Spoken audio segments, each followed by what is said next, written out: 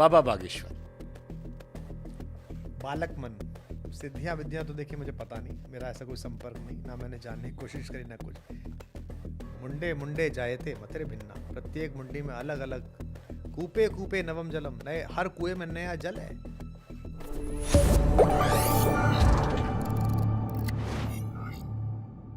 सबसे पहला है बाबा बागेश्वर। बालक मन बहुत ही प्यारा, बहुत ही सरल, और सिद्धियां विद्या तो देखिए मुझे पता नहीं, मेरा ऐसा कोई संपर्क नहीं, ना मैंने जानने की कोशिश करी ना कुछ।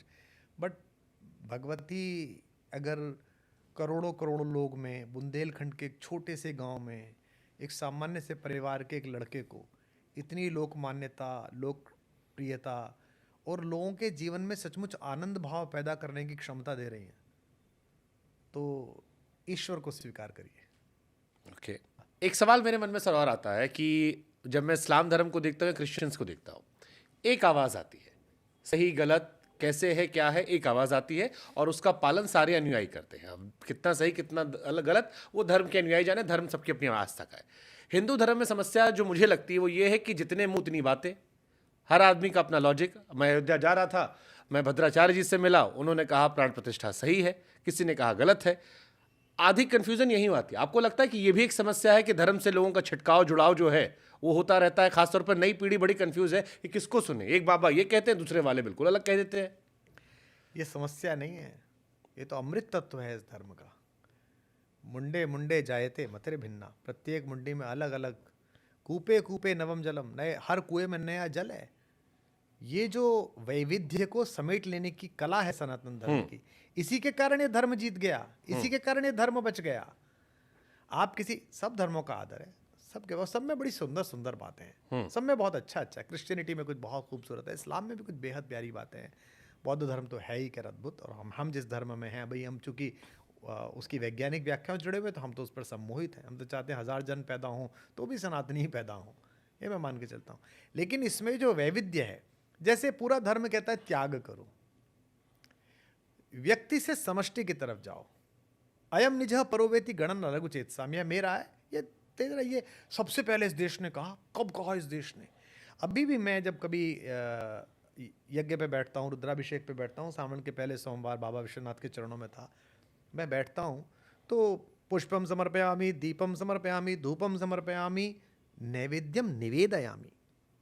देखो आप, संस्कार विधि, आद्य शंकराचार्य, पुष्प तुम्हारा है प्रभु, मैं इसे क्या कर सकता हूँ, तुम्हें ही दे रहा हूँ। त्वदीयम वस्तु गोविंदम तुभ्यमेव समर्पय, मैंने थोड़ी बनाया फूल, आपने बनाया, चुन के लाया हूँ, आपको दे रहा हूँ।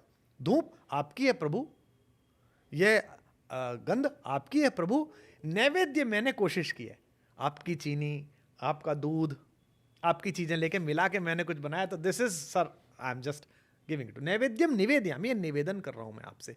पूरा धर्म त्याग पर है।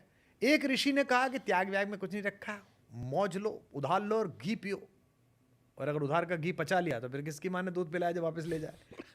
उसको भी लोगों ने कहा गर्दन मत उतारो, मारो मत इसको। वो भी महर्षि है, महर्षि चारवाक, जिसके वंशज पंजाब नेशनल बैंक लूट के चले गए लंदन, उन्हीं के तो अनुयायी होंगे वो। यावत जीवेत सुखम जीवेत ऋणम कृत्वा घृतम पीवेत, जब तक जियो आनंद से जियो, उधार लो और घी पियो, यही शरीर सत्य है, बाकी कुछ सत्य नहीं है।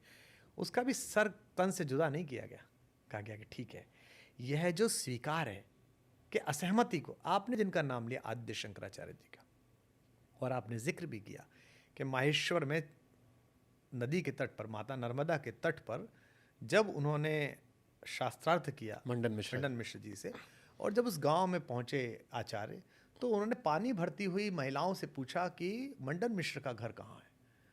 तो महिलाओं ने संस्कृत में उत्तर दिया कि जिसके दरवाजे पर तोता और मैना जगत और ब्रह्म के सत्य और मिथ्या होने पर शास्त्रार्थ करते मिले, वो मंडन मिश्र का घर है। इतने बड़े विद्वान थे मंडन मिश्र। उनकी पत्नी देवी भारती भारत की अद्वितीय विदुषियों में थी, जो उनकी ज्यूरी की हेड बनी। इन दोनों के बीच शास्त्रार्थ जब हुआ, उन्होंने ही ज्यूरी का काम किया।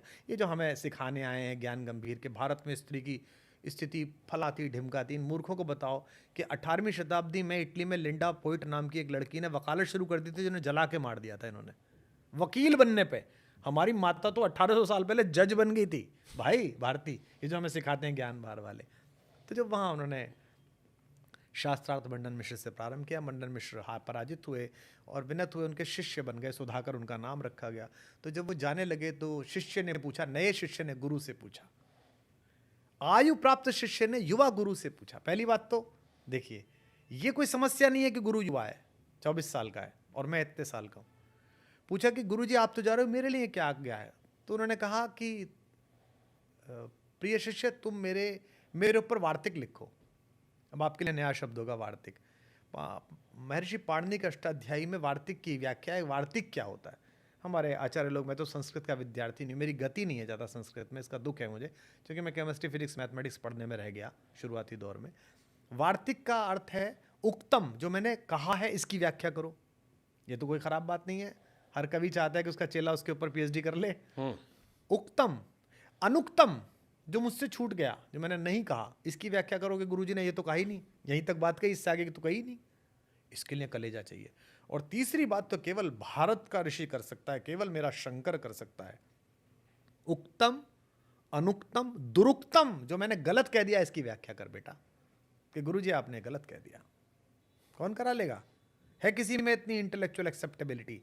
ये जो इंटेलेक्चुअल एक्सेप्टेबिलिटी है क्रॉस की, कि तुम भी कहो, तुम भी कहो, तुम भी सही कह रहे हो, हाँ तुमसे बात हो सकती है, यही इस धर्म की उत्तरजीविता है। तो मेरे जो छोटे भाई बहन, जो बच्चे इस कार्यक्रम को देख रहे हैं और वो सोच रहे हो कि परम पूज्य शंकराचार्य आदरणीय श्री अभिमुक्तेश्वरानंद जी ने एक बात कही, परम पूज्य जगत गुरु तुलसी पीठाधीश्वर रामभद्राचार्य जी ने एक बात की, दोनों महाराज जी के प्रति सादर चरण स्पर्श करते हुए, मैं तो दोनों का परम प्रिय हूँ, दोनों के श्री चरणों में माथा रखने का सौभाग्य मैं पाता हूँ, और ये मैं जब भी मिलता है इस अवसर का लाभ उठाता हूँ। अगर अलग अलग बात कह रहे हैं ना, तो तुम अपनी बुद्धि के साथ, तटस्थ बुद्धि के साथ, आदर भाव के साथ इसकी व्याख्या करो, समकालीन परिस्थिति में इसका जांच परख करो, अध्ययन करो। ये कैसे कि हम इन गुरुजी के चेले तो इन गुरुजी के खिलाफ बोलेंगे, ये संभव नहीं है। तो यह जो इंटेलेक्चुअल एक्सेप्टेंस है अलग अलग बातों का, यही इस धर्म की संजीवनी शक्ति है। बशीर बद्र साहब का एक शेर है, मगरूर आंधी दरख्तों को पटक जाएगी। ये जो पूरी दुनिया में जो पटका जा रहा है दरख्त, जहाँ जा रहा है वहीं भसड़ फैला रहा है, वो मगरूर आंधी का दरख्त है। मगरूर आंधी दरख्तों को पटक जाएगी, वही शाख बचेगी जो लचक जाएगी। तो जिस विचार में फ्लेक्सिबिलिटी ना हो, धर्म कोई झील नहीं है, धर्म कोई जोहड़ नहीं है सड़े हुए पानी का, धर्म कोई समंदर भी नहीं है कि कभी कभी लहर आती है, चांद के हिसाब से आती है। धर्म तो आध्यात्म के शिखर से निकलती हुई गंगोत्री की धारा है। धर्म तो झरना है जो अलग अलग गांव जंगल होता हुआ अंत में चेतना के महासागर में जाता है।